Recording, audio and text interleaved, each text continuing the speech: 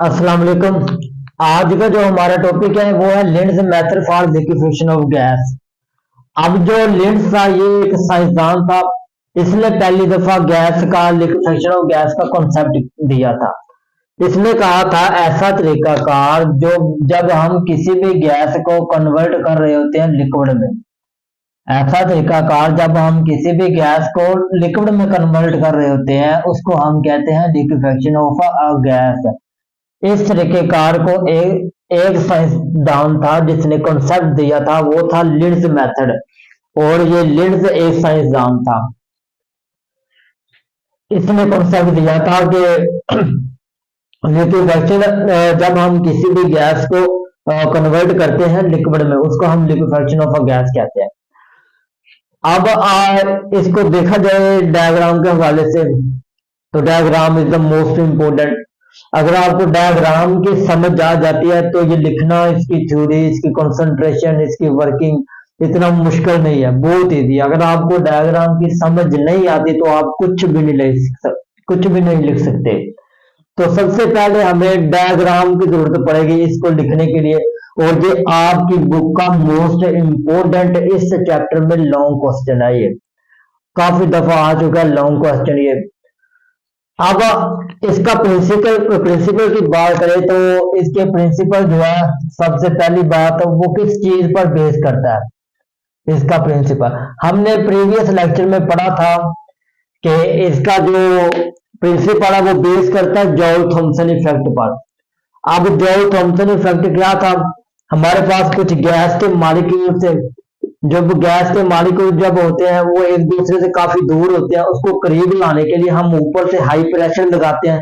जब हम high pressure लगाते हैं तो जो गैस के मालिक्यूल होते हैं वो क्या होते हैं, एक दूसरे के करीब आते हैं। तो जितना एक दूसरे के करीब आएंगे उतनी ज्यादा इंटर मालिक्यूलर फोर्सेज स्ट्रॉन्ग होगी। यही हमने पढ़ा जॉल थॉमसन इफेक्ट। तो सबसे पहले जो लिंड्स मेथड का जो प्रिंसिपल है ये बेस करता है जॉल थॉमसन इफेक्ट पर। तो हम पहले करेंगे Linde's method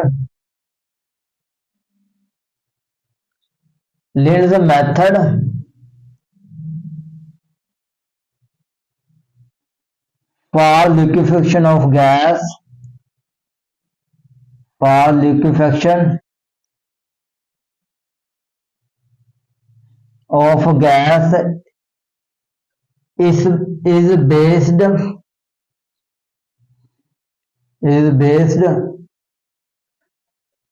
on the Joule-Thomson effect। और आपका जो लिंड्स मेथड है ये बेस करता है जॉल थॉमसन इफेक्ट पर। ये था आपका प्रिंसिपल जो सबसे पहली बात है। उसके बाद आ जाता है कंसंट्रेशन। उसके बाद आती है हमारे पास कंसंट्रेशन। इसमें स्टूडेंट हमने डायग्राम कर दिया। अगर आपको इसकी डायग्राम का पता चल गया है तो आपको कंसंट्रेशन, इसके बाद आता है वर्किंग, वो लिखना, उसकी थ्योरी लिखना इतना मुश्किल नहीं है। अगर आपको इस कंसंट्रेशन में जो डायग्राम है उसकी समझ लग गई, अगर आपको उसकी समझ नहीं आती, नहीं लगती समझ, तो आप ना तो इसकी वर्किंग कर सकते हैं ना इसकी कंसंट्रेशन कर सकते हैं। सबसे पहली बात, हमारे पास एक कंप्रेसर दिया जाता है। वो कंप्रेसर है, ये क्या, एक कंप्रेसर है। अब इस कंप्रेसर में क्या होता है कि आपकी जो भी हवा होती है, जो भी गैस होती है, ये कंप्रेसर उसको कंप्रेस करता है। और यहाँ पे एक फेज दी होती है जहां से गैस क्या होती है, एंटर होती है। यहां से गैस हमारी क्या होगी, एंटर होगी। यहां से गैस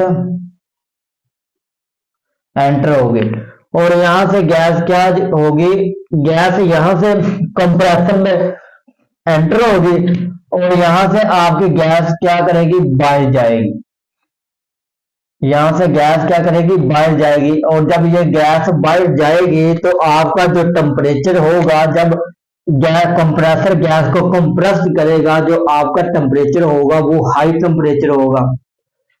गैस जब कंप्रेस्ड होगी तो आपका टेम्परेचर भी क्या हो जाएगा, बढ़ जाएगा, हाई टेम्परेचर होगा। तो इधर एक लगा होता है पाइप एक इधर पाइप होता है, और इस पाइप में जो आपका टेम्परेचर होता है हाई होता है, और इस टेम्परेचर को कम करने के लिए हम क्या लगाते हैं कि रेफ्रिजरेटिंग लिक्विड की जरूरत पड़ती है। और आप यहाँ पे एक ऐसा लिक्विड एंटर करते हो जो ठंडा होता है। हम अमूमन यहाँ पे क्या करते हैं, हम पानी को ऐड करते हैं, हमारे पास जो पानी होता है वो ठंडा होता है, हम यहाँ पे वाटर को ऐड करेंगे। अब ये जो वाटर है, ये पाइप जो है, ये हम जो डायग्राम बना रहे हैं ये 2 डायमेंशन डायग्राम है। अब इसको देखें, ये आपका पाइप है, इससे टेम्परेचर क्या होगा, गुजर के जाएगा। अब ये जो पाइप है ये बहुत ज्यादा गर्म है। अब इसके ऊपर एक और लीड होती है पाइप की। अब जो ऊपर लीड होती है वो आपके जो लिक्विड होता है, रेफ्रिजरेटिंग लिक्विड होता है, उसको क्या करता है, रेफ्रिजरेट करता है। अब रेफ्रिजरेट का मतलब होता है ठंडा करने वाली चीज। अब उसको जो अंदर इसके पाइप है उसको ठंडा करेगा, तो आपकी जो कूलिंग, आपके जो टेम्परेचर आगे जाएगा रेफ्रिजरेटिंग लिक्विड, वो क्या होगा, कूलिंग में तब्दील होना शुरू हो जाएगा। तो ये जो चीज है ये क्या हमारे पास रेफ्रिजरेटिंग लिक्विड है, इसको हम कहेंगे रेफ्रिजरेटिंग लिक्विड। और ये आपका जो रेफ्रिजरेटिंग है ये निकला है रेफ्रिजरेट से, रेफ्रिजरेटिंग लिक्विड। आपने एक पंप देखा होगा हवा भरने वाला, जब आप ऊपर से प्रेशर लगाते हो तो जो नीचे वाली साइड होती है पाइप की नीचे वाली से जो नोजल लगी होती है वो फुल गर्म हो जाती है, क्योंकि हम हाई प्रेशर लगा रहे हैं उसके ऊपर। तो क्या होगा, नोजल जो होगी वो फुल गर्म हो जाएगी। ऐसे इसका काम है। ये जो कंप्रेसर है ये गैस को कंप्रेस करेगा, कंप्रेस करने के बाद इसका जो टेम्परेचर है वो भी हाई हो जाएगा। अब जब आपका ये टेम्परेचर है यहाँ से गुजरेगा, तो यहाँ गुजरने के बाद यहाँ पे एक लगा होता है रेफ्रिजरेटिंग लिक्विड, ये आपके टेम्परेचर को क्या करेगा, रेफ्रिजरेट करेगा, ठंडा करेगा। तो इससे और यहाँ से क्या होगा, वाटर एंटर होगा, यहाँ से भी वाटर एंटर होगा, यहाँ से क्या करेगा, बाहर निकलेगा। और इधर एक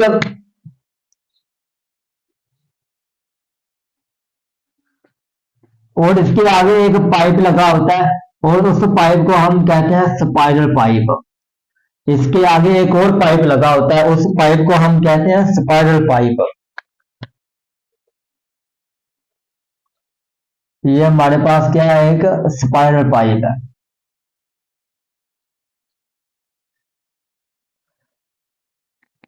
ये एक स्पाइरल पाइप है, और इसके एंड पे एक लगी होती है नोजल, ये है नोजल। और जब जैसे ही आपका टेम्परेचर आएगा, आपका लिक्विड आएगा, जब गैस कंप्रेस्ड होके आएगी तो इसका टेम्परेचर हो जाएगा कम। इसको कम करने के लिए जो आपका आ रहा है गैस है, इसको लिक्विफाई करने के लिए आपकी गैस आ रही है, और ये स्पाइरल पाइप है। इसको हम क्या कहते हैं, स्पाइरल पाइप। ये मेरे पास एक स्पाइरल पाइप है। अब इस स्पाइरल पाइप को जो ये स्पाइरल पाइप है, इससे गैस लिक्विफाई होके आ रही है। अब जैसे लिक्विफाई गैस होके आएगी तो नीचे एक रखा होता है हमने कंटेनर। अब आपकी जो गैस है इस कंटेनर में क्या होगी, लिक्विफाई होके आएगी।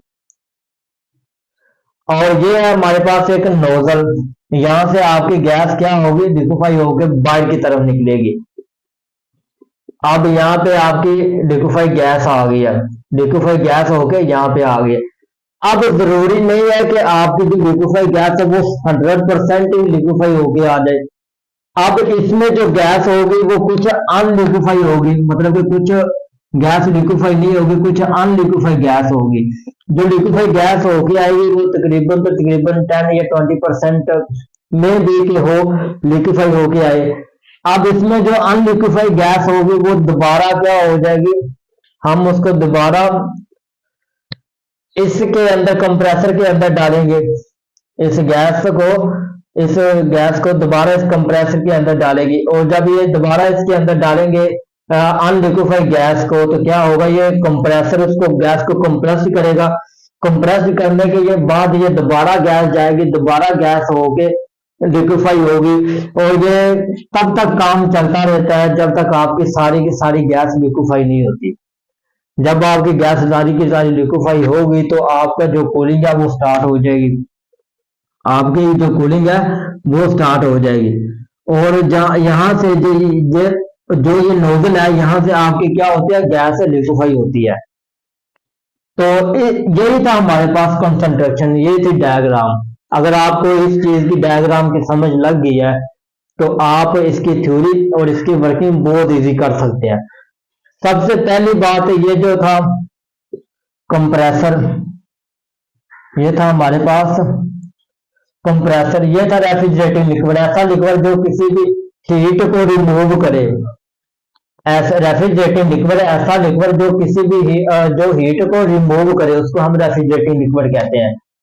उसके बाद था रेफ्रिजरेटिंग लिक्विड, फिर आता है हमारे पास पाइप, स्पाइरल पाइप, और उसके बाद ये था कंटेनर जिसके अंदर गैस हमारी क्या हो रही है, लिक्विफाई होके आ रही है। ये थी कंसंट्रेशन, और यही हमने पॉइंट बना के लिखने हैं कंसंट्रेशन में। पहला are as the operators, as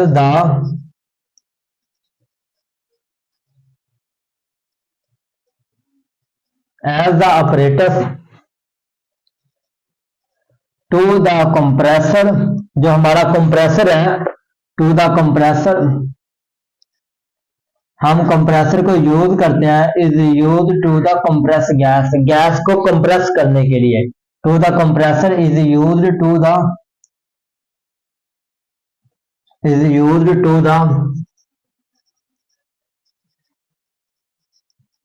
compressed gas, हम गैस को क्या करते हैं, कंप्रेस्ड करते हैं। सबसे पहला पॉइंट आपका ये हो गया। उसके बाद आता है हमारे पास रेफ्रिजरेटिंग लिक्विड। अब रेफ्रिजरेटिंग लिक्विड क्या है, रेफ्रिजरेटिंग लिक्विड ऐसा लिक्विड जो आपको आपकी हीट को रिमूव करे, उसको हम क्या कहते हैं, रेफ्रिजरेटिंग लिक्विड कहते हैं। Refrigerating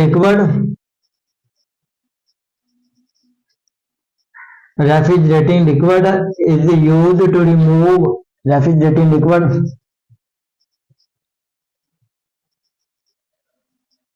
is used to remove the heat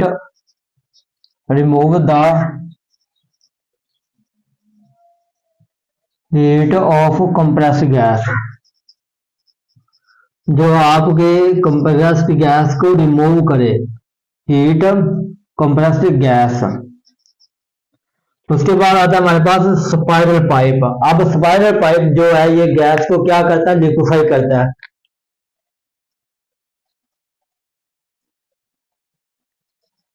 spiral pipe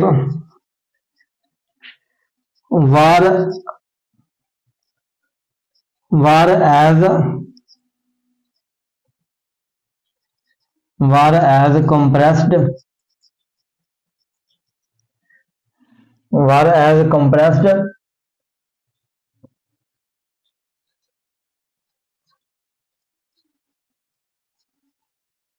is a gas flow,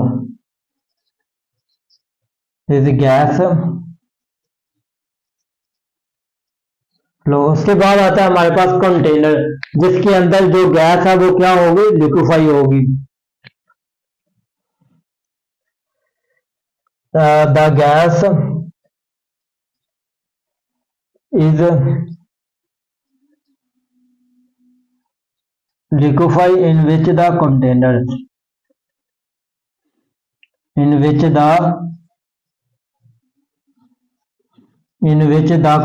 आपकी जो गैस है वो इस कंटेनर में क्या होगी, लिक्विफाई होगी। तो ये था हमारे पास कंसंट्रेशन के कुछ पॉइंट। पहला हमने किया कंप्रेसर, आपका जो ये कंप्रेसर ये गैस को कंप्रेस करेगा, कंप्रेस करने के बाद आपका ये जो कंप्रेसर ये गैस को क्या करेगा, बाहर की तरफ निकालेगा। तो जैसे बाहर की तरफ गैस आपकी निकलेगी तो रेफ्रिजरेटिंग लिक्विड लगा होता है, ये गैस को क्या करता है, ये गैस की हीट को रिमूव करता है, और रिमूव करने के बाद ये जो होता है रेफ्रिजरेटिंग लिक्विड लगाया हमने, ये ठंडा करता है। जैसे ही आपकी गैस आएगी उसको ठंडा करेगा ये रेफ्रिजरेटिंग लिक्विड। उसके आगे एक लगा होता है स्पाइरल पाइप, जिससे गैस आपकी लिक्विफाई होती है। अब आपकी गैस इससे लिक्विफाई होकर इस कंटेनर के अंदर आएगी। अब इसमें जो गैस है कुछ लिक्विफाई होगी, कुछ अनलिक्विफाई होगी। जो अनलिक्विफाई होगी वो दोबारा इस कंप्रेसर के अंदर आएगी और ये काम तब तक चलता रहता है जब आपकी सारी की सारी गैस लिक्विफाई नहीं होती। पहला हमने किया कंप्रेसर, उसके बाद हमने किया रेफ्रिजरेटिंग लिक्विड, फिर हमने किया स्पाइरल गैस, उसके बाद हमने किया पॉइंट कंटेनर का। और ये काम आपका तब तक चलता रहता है जब तक आपकी गैस सारी की सारी लिक्विफाई नहीं होती। उसके बाद आती है वर्किंग। इसकी वर्किंग क्या होगी, और ये आपकी बुक में टेबल की फॉर्म में दी गई है। इसकी वर्किंग क्या होगी, पहला पॉइंट होगा हमारे पास, वो है कि आपका जो कंप्रेसर है ये 200 ATM प्रेशर होता है, 200 ATM प्रेशर पर लगता है आपका, 200 ATM प्रेशर। और आपकी जो हवा का प्रेशर होता है वो होता है 1 ATM प्रेशर, उससे 200 गुना ज्यादा इसमें प्रेशर लगता है इस कंप्रेसर में, 200 ATM प्रेशर। तो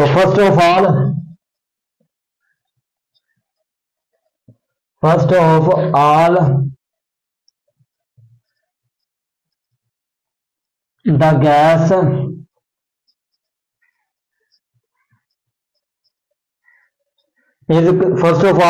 is compressed of the 200 ATM compressor, 200 ATM compressed pressure।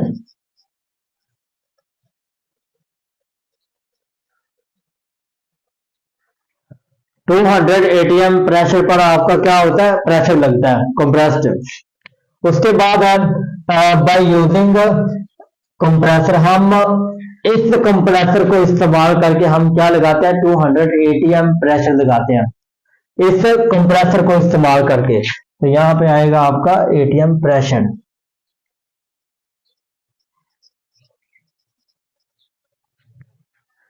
By using compressor, हम क्या करते हैं, कंप्रेसर को यूज करते हैं।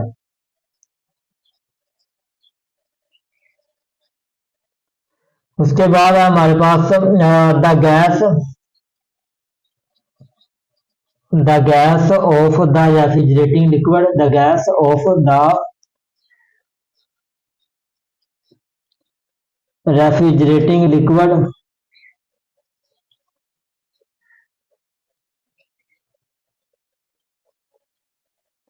अब आपकी जो गैस है ये रेफ्रिजरेटिंग लिक्विड से क्या होगी, रिमूव होगी। Refrigerating liquid bye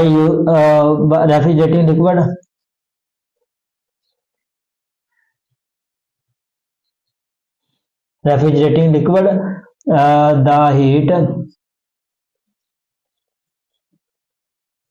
of remove the gas. आपकी रेफ्रिजरेटिंग लिक्विड से क्या होगी, हीट गैस रिमूव होगी रेफ्रिजरेटिंग लिक्विड से। उसके बाद है हमारे पास the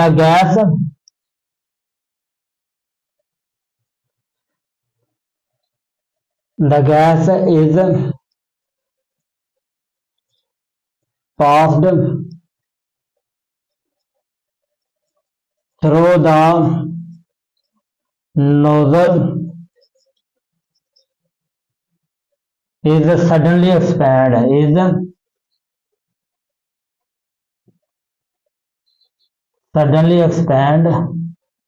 of the compressed gas of the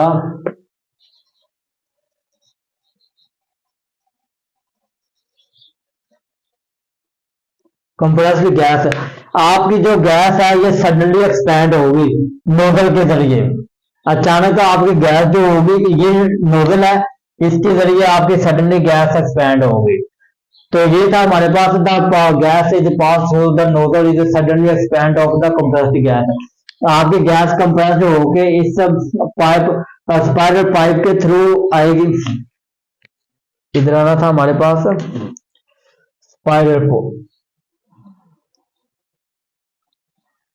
spiral pipe के जरिए हमारी गैस आएगी।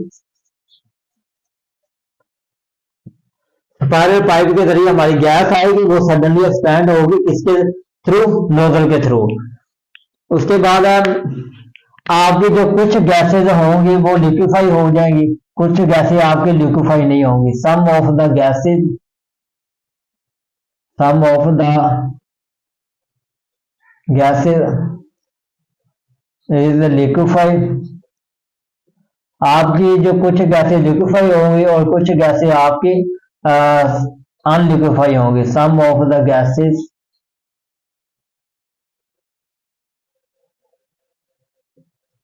द गैसेज इज अनलिक्विफाइड, कुछ गैसेज आपके लिक्विफाई होंगे, कुछ गैसेज आपके लिक्विफाई नहीं होंगी। उसके बाद आता है हमारे पास जो आपकी ये रिपीट होगा, जो अनलिक्विफाई होंगी गैस उसको हम क्या कर देंगे, सेंड टूवर्ड कंप्रेसर, उसको हम दोबारा कंप्रेस की तरफ भेजेंगे। The unliquefied gas, the unliquefied gas is sent toward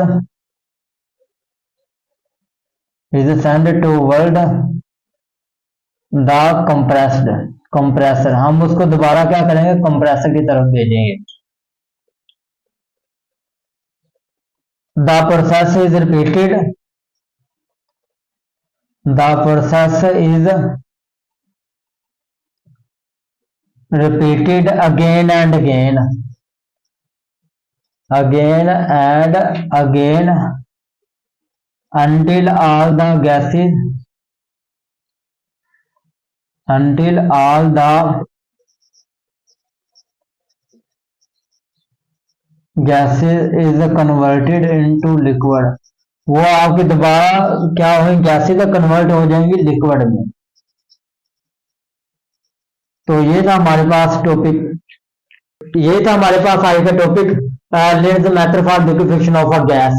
हमने सबसे पहला उसका देखा प्रिंसिपल, उसका प्रिंसिपल किस बेस पर करता है, वो है जॉल थॉमसन इफेक्ट। उसकी कंसंट्रेशन देखे, पहला हमने देखा कंप्रेसर, आपके जो कंप्रेसर ये गैस को कंप्रेस करता है, कंप्रेस करने के बाद ये गैस को छोड़ता है, इसमें जो रेफ्रिजरेटिंग हीट होती है उसको खत्म करती है, गैस की रेफ्रिजरेटिंग लिक्विड हीट को, गैस की हीट को खत्म करता है।